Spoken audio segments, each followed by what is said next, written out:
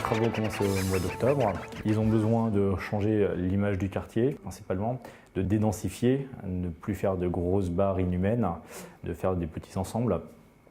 Et en fait, l'opération de démolition est couplée avec une opération de réaménagement, de réhabilitation sur le reste de la cour du Languedoc où tous les appartements seront faits à neuf. Actuellement, c'est prévu pour mi-mars. On détruit de la cage 8 à la 18.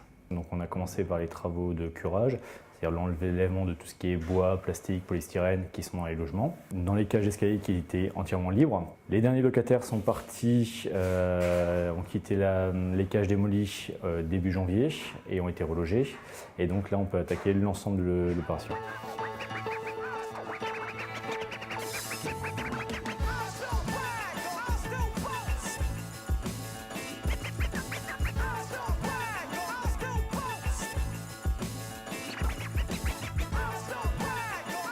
Le but, c'est de recycler en fait les gravats pour pouvoir faire du nouveau caillou qui sera utilisé sur d'autres chantiers de bâtiments ou de travaux publics. Et pour ça, il faut que ça soit propre et donc sans plâtre, sans bois, sans plastique.